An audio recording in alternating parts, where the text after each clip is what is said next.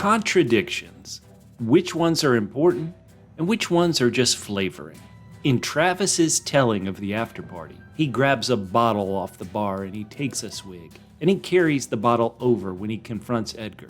But in other versions, he doesn't. He has a typical glass. Now that contradiction could be a nod to the hard-boiled detective noir conventions of his episode. Or it could be a clue that Travis grabbed a bottle, put a drug in the bottle, then poured Edgar a drink that killed him. What do you think? Hannah's after-party events don't match any of the previous versions. She enters the after-party after Anik was already sitting with Vivian. But Anik told us that as soon as he arrived at the after-party, she left her brother and stepped over to Sebastian. Combining Anik's version and Travis's version, Hannah would have been the last person Edgar spoke to before he noticed something on his hand. The Anik version shows Hannah take something out of her back pocket and possibly slip it to Sebastian, while in her own version, she bumps into Sebastian, like something out of the movie Glass Onion. And let's not forget Hannah's own adoption day party, where in Grace's version, Hannah comes over and calls her name, like she knew her already, where in Hannah's version of it, Edgar introduces her as Grace. Which contradictions do we need to focus on? Let's Solve the After Party, Season 2, Episode 4, Hannah. We'll be breaking down each episode for clues, suspects, and red herrings on the hunt to learn who killed Edgar the Groom and Roxana the Lizard.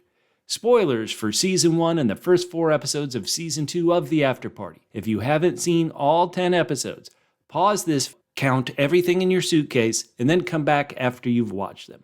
Use the timestamps below to jump to the topic or suspect you want to hear about, and skip past the stuff you don't want to hear. Maybe you don't want to hear this promotional pitch. We've done our Let's Solve videos on TV murder mysteries such as the first 2 seasons of Only Murders in the Building, and on the Twisty Magpie Murders. If you enjoy this podcast, you'll enjoy those podcasts as well. Check them out. You can reach out to us on all social media platforms at PHQ. That's the word double, the single letter P for podcast, HQ for headquarters. At PHQ. Before we dive into the episode proper, let's take a look at this week's bonus clue. To review, so far we've learned not the snorer, not the skater, not a suicide. This week, when they focus so much on Hannah's calendar, you know it's going to be the clue. Looking at her calendar, Hannah is going to be going to a play, going to a fair, and then at a party wonders if there's a dress code. If you look at the words that are sort of underlined, play fair code, and you'll need to know how to solve a play fair code to understand this specific mystery. Down in the notes, I've linked a YouTube video which explains it. But let's go through it as best we can. A playfair code is where you're given a word and you place that word into a 5x5 grid. You put the word in and then fill up the grid with every other letter in the alphabet except the letter J. In this case, you'll put wanderlust as the word and then every letter that isn't in wanderlust except the letter J in the rest of this code. So you'll note after wanderlust, you'll put B, C, but then not D because D is in wanderlust. F, G, H, I, no J, K, no L, that's in wanderlust, and you continue on. All right, once you have your grid, you need to focus on the little symbols on the calendar. For example, look at the teardrop symbols here. There's one day in the calendar that has 1 teardrop, and then there's one day on the calendar that has 2 teardrops. Those give you the letters you're going to circle in the grid. If you draw a circle around those corresponding columns in your grid, you'll see you go from the D in wanderlust to the M in the alphabet. Then the way a cipher code works like this, the one with 1 teardrop is the opposite corner of the D, and that's the N. While the one with 2 teardrops is in the M, you go to the opposite column, you get an O. So the first code is NO. You follow these symbols. Hopefully I explained that well enough. You follow these symbols, you're going to get NO, TC, OL, ON, EL, aka not Colonel. Oh my goodness. So it's not the dog Colonel. All of this to find out the dog isn't involved in the killing. Last season they only had 8 episodes. Going to 10 really may have made these clues a bit too ridiculous. Before we run down the suspects, let's look at what episode 4 taught us about the victims, Edgar and Roxana. Last week, we learned that Edgar's company, Bocephalus, was named after Alexander the Great's horse. And remember, Edgar's father is named Alexander. Well, did you know that Roxana, with one N, Roxana, is the name of a princess who Alexander the Great married? Why the obsession with Alexander the Great? Now, in Hannah's telling, Edgar's words in the vow box were completely different than what Grace claimed Edgar said in the vow box. The vow box seemingly exists for the specific reason that we, the audience, cannot know exactly what was said. There's a good chance when we hear Sebastian's telling, we'll hear a third version of the words said in the vow box. Now again, in Hannah's story, after Edgar bakes a toast with his sister, he allows Roxana, the lizard, to have a sip of the drink. Is that what killed them? We find out Edgar had Rachel Smith looking for candidates, and it's seemingly to replace Sebastian. But what if Edgar was looking to disappear, and he was looking for candidates who were there to replace himself? Now let's look at the suspects, and let's look at the father of the bride, FENG. FENG is not much of a businessman, and could be in a world of financial trouble. FENG wants to get Sebastian, and possibly Edgar before him, to invest in, most likely, his company, Bao Bing, Grace the bride. Hannah claims that Grace kissed her, and that then they made out, and they had a month of romance before the wedding. But 1 week before the wedding, Grace broke off the relationship. I don't think you have to be a great detective to realize that Grace is still withholding information, and most likely told more lies than we're aware of in her telling of the story. Hannah Cornelia Minnows, the groom's sister. Hannah keeps Roxana, the dead lizard. Is she doing it to keep the lizard from being examined? Hannah even refers to the dead lizard Roxana as her niece, aka Edgar's child. Now let's give her due. Hannah does like Belle and Sebastian, so therefore she can't be that evil. Again, in Hannah's version of the birthday party, her first interaction with Grace is completely different. Again, Grace made it sound like Hannah came up to her and was calling her out and knew her name ahead of time. Now, Hannah went to Amsterdam, or as the episode calls it, Amsterdam, which is, I guess, a Southern California version where they had to shoot this of Amsterdam. Now, Hannah does appear to be in love with Grace, and she claims that month with Grace was the best time of her life. At the rehearsal dinner, Hannah gives a lecture on her flowers, and then, seemingly a scene that didn't happen happens, where Hannah sneaks away with Grace and asks her to call off the wedding, and then asks her to meet her at her yurt. The only way this works with Anique's version is if it happens after Uncle Ulysses comes in. Hannah is the one who pulled the typewriter key G off the typewriter and gives it to Edgar. Again, what is going on with Hannah's telling of the story? And why does she include this odd fact that she bumped into Sebastian? Why say it if she's evil and she's planting evidence on Sebastian, or if they're working together and she's trying to pass some sort of evidence to him? What do you guys think is going on?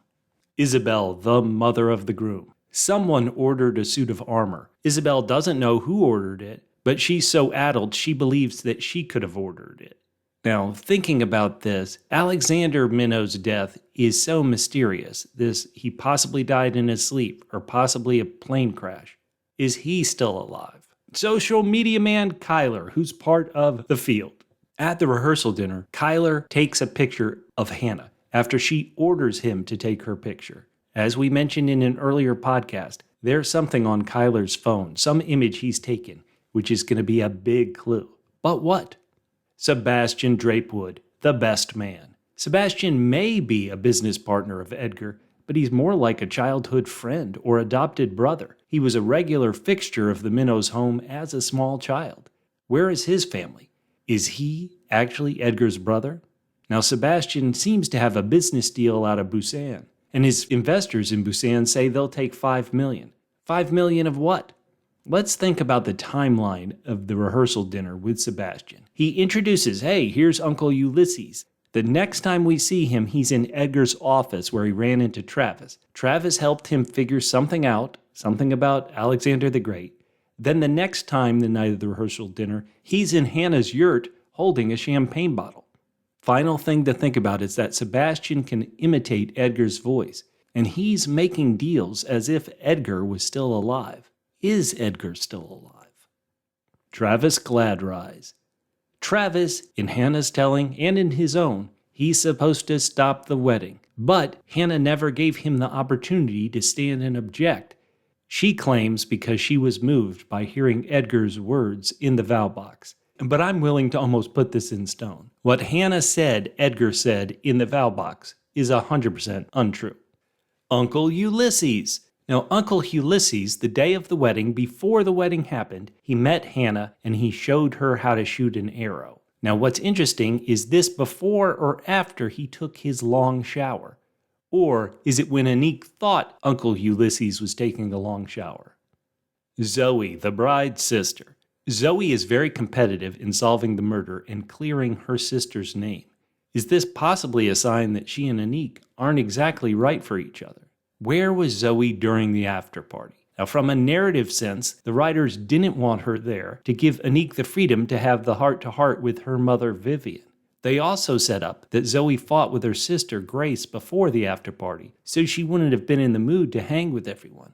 But still, it's a huge dangling thread, a dangling question over this murder. Where was Zoe? You've got your theories, I've got mine. This week, one thing that's crazy is that I think the whole wedding is a sham. I think Grace and Hannah knew each other ahead of time. Maybe Hannah was afraid to come out to her mother. Maybe Grace was afraid to come out to her family. And so Edgar was in on it. And that's why there's the vow box, is so no one could hear Edgar saying, hey, I know you are in love with my sister. It's fine. You guys run away together. Be happy. Let's look at your feedback. And the first two bits of feedback are all about Zoe again. Sue wrote, where is Zoe during the after party? Well, where was she? Seth wrote, for some reason, I have a feeling it's Zoe. Ooh, love these theories. Keep your eye on her. Luca wrote, I heard the poison of the devil's trumpet can take a little longer to act if the person who ingested the poison ate food before, and so maybe that's why it took longer than 30 minutes for Edgar to die. Citizen Wayne wrote, this isn't specifically about any of the recent episodes, but I feel like Edgar was the naked man running through the garden in episode 1, and I think it's relevant. Wayne also believes that FENG saying, I won't let him ruin our family, was a misdirect, making it seem as if FENG was saying that about Uncle Ulysses when he actually was saying it about Edgar. Wayne also points out that Edgar's mother, ISABEL, was very quick to declare poison without any possible way of knowing it was poison. Now back on the subject of the streaker, Lonely One wrote, it might have been Edgar or Sebastian, or possibly it was one of the waitstaff. Now Lonely One also mentioned something people have said on Reddit. If his real name is Sebastian Drapewood, that's an anagram you can turn into, we poisoned a bastard. Is that a bit too on the nose? Jackie wrote, I think, with all those references about magic, that it was a sleight of hand trick of one of the waiters taking Roxana off Anik's shoulder. Jackie also wonders if Roxana's actually dead. Reptiles do fake being dead when a predator is lurking. Spirit Halloween Finder wrote, remember, one of the clues is not the snorer, and they think that Travis is the snorer. He fell asleep when he was on the night shift of watching outside Edgar and Grace's bedroom. We are almost at the halfway point. No clear motives really for anybody, but who's lying? Who's being bad? What contradictions do we need to solve? If you like this video, please give us a like. Go down in the comments and tell us what you know. Reach out to us on social media at PHQ. We'll talk to you next week on Let's Solve the After Party.